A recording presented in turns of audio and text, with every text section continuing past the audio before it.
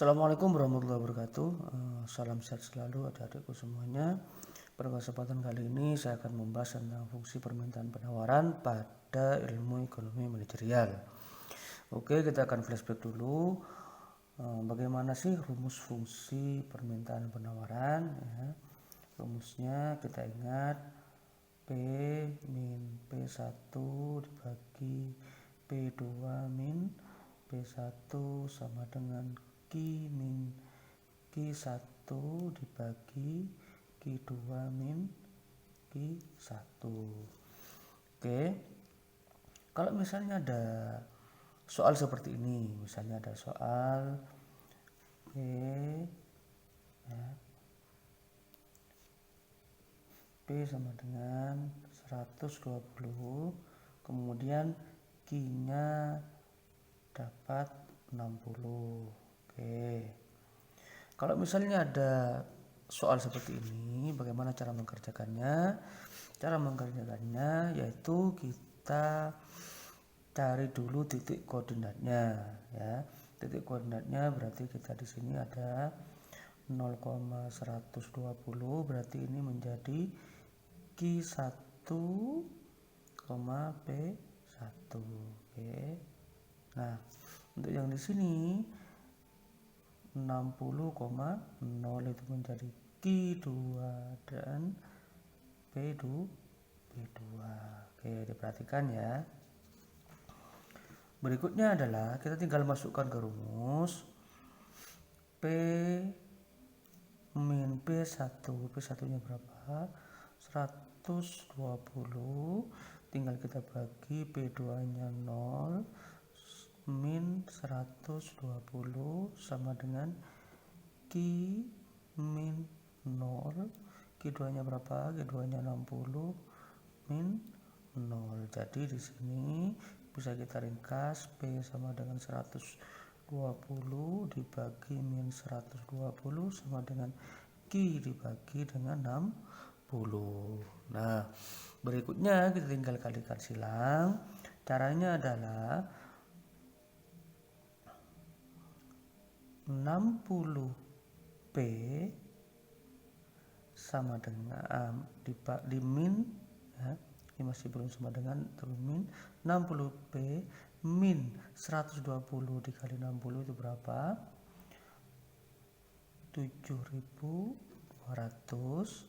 sama dengan 120 Q ya. Berikutnya kita tinggal pindah aja. Jadi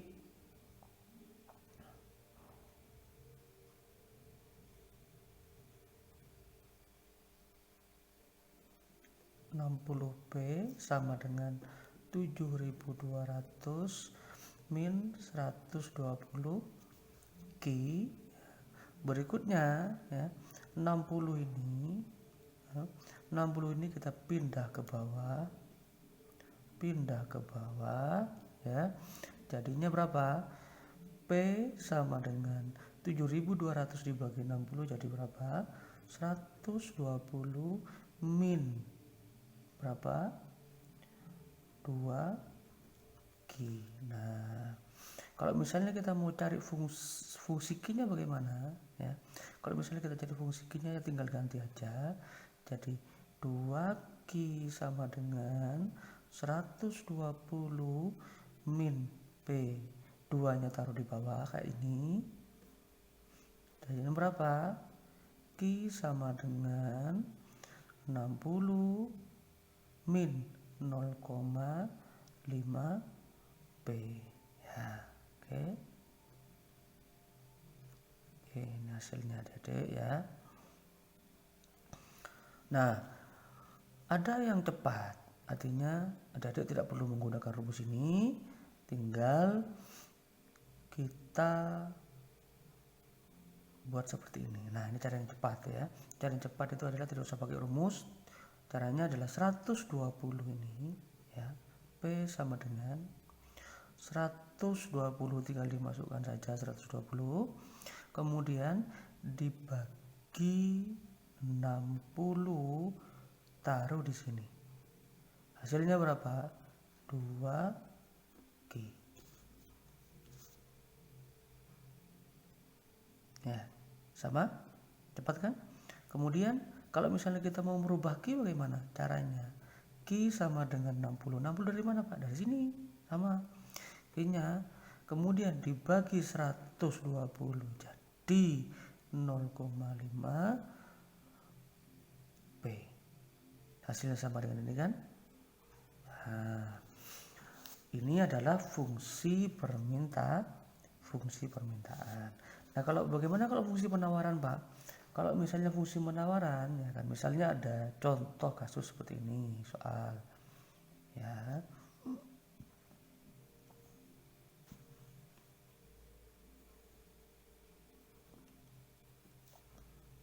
ya.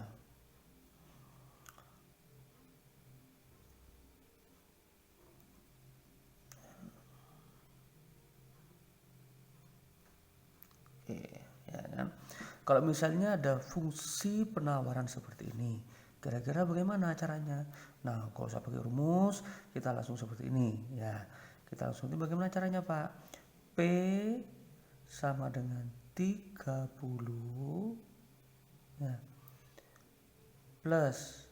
Nah, ini bedanya dengan permintaan. Kalau penawaran itu plus, tapi kalau penawaran min. Nah, kemudian dibagi 60. 30 dibagi 60 berapa? 0,5 Q. Nah, Q-nya bagaimana? Q-nya sama dengan 60 dibagi 30 sama dengan berapa? 60 dibagi 30 berarti sama dengan 1.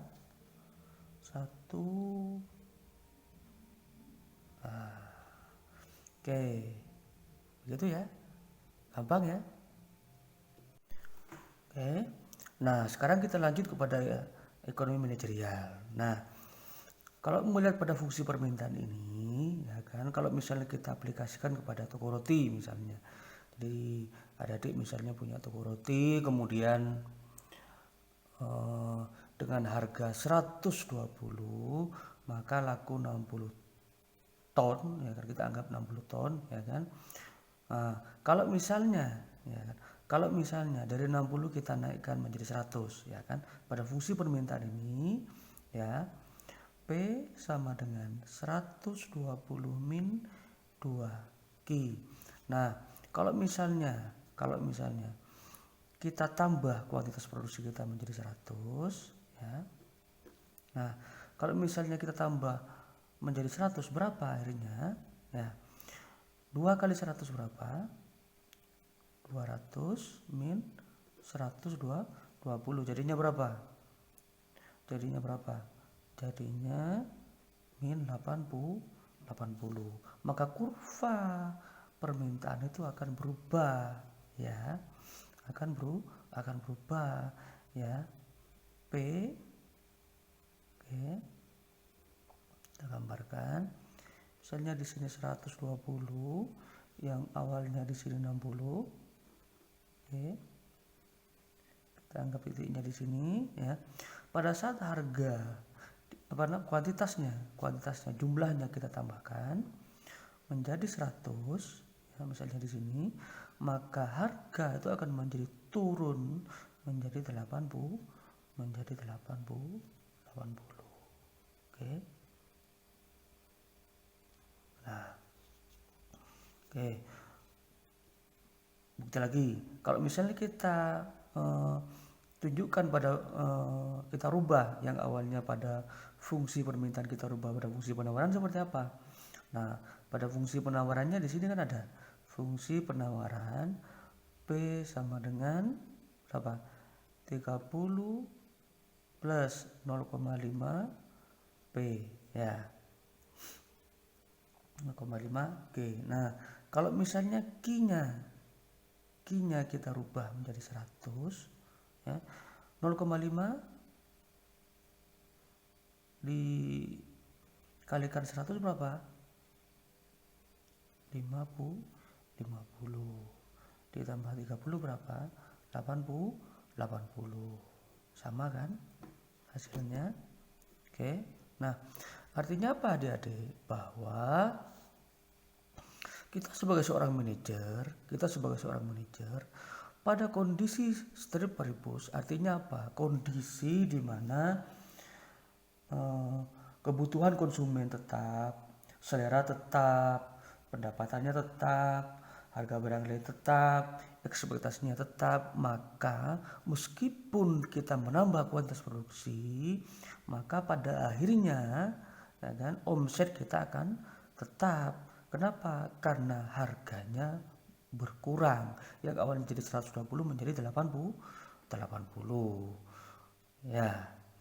Bisa enggak Pak kalau misalnya kita dengan harga sekian, dengan harga 120 ya kan, kemudian kuantitas kita menjadi naik? Ya bisa. Itu tadi syaratnya adalah bukan kuantitasnya yang kita tambah, tetapi selera konsumen. Ya, selera konsumennya kita rubah. Artinya apa? Kalau selera konsumennya naik, maka secara otomatis ya kan, kurva ini akan bergeser. Meskipun harganya 120 ya kan, dia bisa ada di sini. Kenapa? Karena selera konsumen bertambah, maka secara otomatis kuantitas atau jumlah ya kan, barang yang dibeli oleh konsumen itu akan naik. Oke, paham maksudnya? Saya tegaskan lagi, artinya bahwa kita sebagai seorang manajer, kalau misalnya kita mau menambah income, bukan berarti kita menambah jumlah produksi barang yang kita produksi, tetapi yang perlu kita perhatikan itu adalah bagaimana selera konsumen terhadap produk kita bertambah. Ya. Kemudian apalagi harga barang lain, ya kan? Ingat ya, kalau misalnya harga barang lain itu dianggap lebih tinggi daripada produk kita yang 120 ini, ya kan, harga 120 dianggap sudah murah, maka secara otomatis pelanggan secara sukarela akan membeli produk kita dengan banyak. Kenapa? Karena produk lain yang dianggap sama lebih mahal. Apalagi ekspektasi. Maksudnya ekspektasi bagaimana Pak? Contoh ya kan, contoh mudah. Dari produk yang kita miliki itu dianggap pada waktu tertentu harganya menjadi lebih mahal. Contoh ya kan, contoh misalnya saudara memakai produk-produk branded, misalnya kayak Hermes ya kan. Ada yang mengatakan ketika beli Hermes itu sekarang harganya 120 juta, di tahun depan harganya menjadi 200 juta. Kenapa? Karena ada anggapan konsumen bahwa produk yang dibeli itu tahun depan, minggu depan, atau bulan depan itu akan naik. Nah, contoh lagi misalnya bensin. Nah, karena bensin diperkirakan minggu depan akan naik atau besok lusa akan naik, maka orang secara sukarela ya kan akan antri di SPBU supaya dapat bensin. Kenapa? Karena besok akan naik, tapi tidak dengan tarif listrik. Kok bisa Pak? Lah iya, karena barang substitusinya tidak ada atau sulit. Jadi meskipun listrik naik, orang tetap beli. Oke. Next kita akan membahas itu lagi. Sekian dari saya. Terus belajar, mudah-mudahan ini bermanfaat, diulang-ulang. Oke. Ihdinas siratal mustaqim. Assalamualaikum. Salam sehat selalu untuk kita semuanya.